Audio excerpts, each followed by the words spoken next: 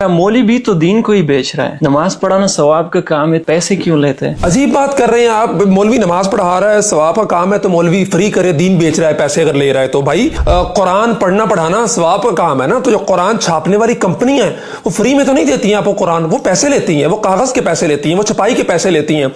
हज करना सवाब का काम है, फर्ज है। ट्रैवल एजेंसियां आपको मुफ्त में तो हज पे नहीं भेज देती, वो पैसे लेती हैं ना आपसे। जहाज वाले पैसे लेते हैं आपसे। मस्जिदें बनाई जाती हैं, अंदर नमाज होती है, कुरान पढ़ा जाता है, सारे नेकी के काम होते हैं। लेकिन मिस्त्री मस्जिद बनाने के पैसे लेता है, मस्जिद में लगने वाली सीमेंट के आप पैसे देते हैं, सरिये के पैसे देते हैं, मजदूरों को आप पैसे देते हैं। शादी आधा ईमान है, निकाह सुन्नत है, दीन का हिस्सा है। लेकिन बेद छुआरों से लेके, कपड़ों से लेके, कैटरिंग वालों से लेके, शादी हाल वालों पे लाखों रुपए आप लुटा देते हैं। लेकिन अगर मौलवी को 5,000 रुपया, 10,000 रुपया निकाह जिसने पढ़ाना है, आपके इस रिश्ते को हलाल करना है, अगर आपको देने पड़ जाए तो आपको मौत पड़ जाती है।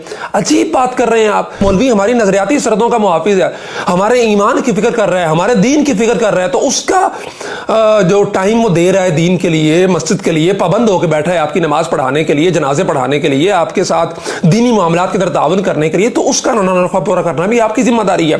15-20 साल मौलवी बेचारे को हो गए, 15,000 20,000 रुपये तनख्वाह पे जो है ना वो नमाजें पढ़ाते हुए, आपकी दीनी जरूरियात का ख्याल करते हुए, अगर उस बेचारे ने तंग आके महंगाई के हाथों कह दिया आपको कि यार कुछ तनख्वाह बढ़ा दे, तो फौरन आपके मुंह पे आ जाता है कि जनाब ये दीन को बेच रहा है। अजीब बात है, बाकी किसी को नहीं आप कहते हैं। तो इस रविश को बदलना होगा।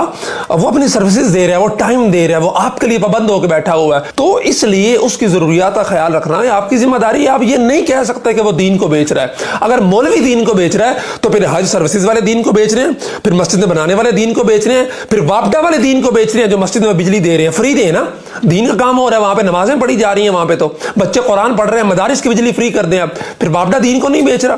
फिर ये शादियों वाले, कैटरिंग वाले, शादी हॉलों वाले और दीगर साजो सामान तैयार करने वाले दीन को नहीं बेच रहे हैं। एतराज सिर्फ मौलवी पे इसलिए है कि मौलवी कमजोर है।